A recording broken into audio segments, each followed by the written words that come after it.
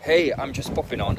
I'm gonna do inspection at the Ford dealership on 18 plate Ford Focus ST, right? And what I want to say is to share something a bit because there is a bit of discrepancy sometimes, and it's important for people to know regarding car histories, right? Car HPI checks. And it's important to understand how and why this data is getting from Dvla to you, from finance companies to you, and how it's been shared around. The way the data gets is because the Dvla sells licenses to those companies, right? And those companies are buying that license, which costs about £200,000. I'm not sure, but I believe it is a year a license. Every year you renew it. What happens then? Then the data is released to that authorized company, which sells the data to consumers, right? And when there is a discrepancy or something is being done or cloned with the logbook, right?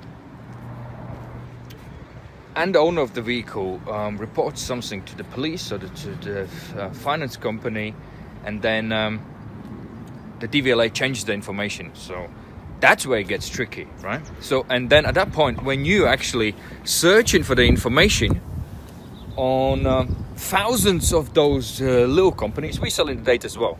So I'm not hiding here anything. We just selling the data.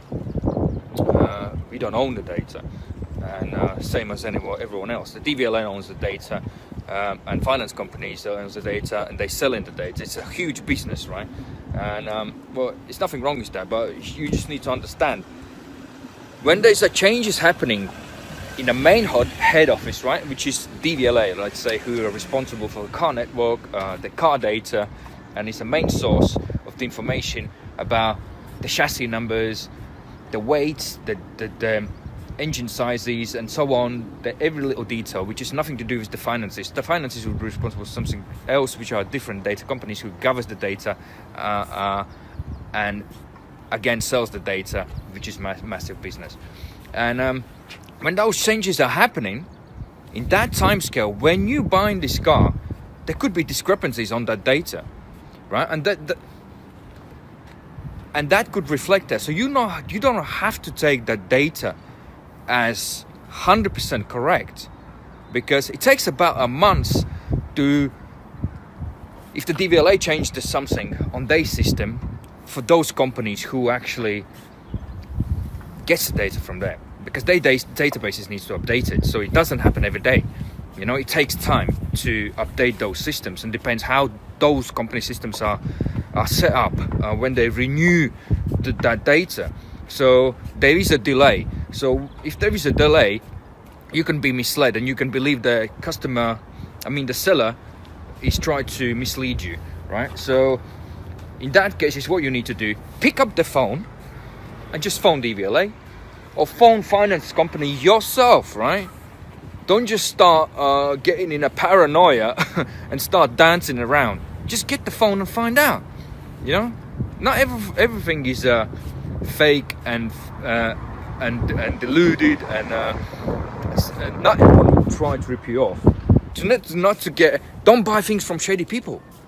If you buy privately, make sure you got an ID. Make sure that ID and address corresponds to the holder of the vehicles on the logbook, right? When you do the sales invoice, write his name, address, the date of birth, the phone number, right, and your details on that invoice. So when something goes wrong, you're protecting yourself from the traders. If they're shady traders, do the same thing, right? If they don't have limited company, even if it's the limited company, they can shut the limited company down, open another 10, and do the same thing, right? Just always make sure when something is not right, you're not certain, phone and find out, and make sure you're doing the right thing. Don't just start getting in a paranoia. That's no good, right? Information is power. Check yourself. Take care of that.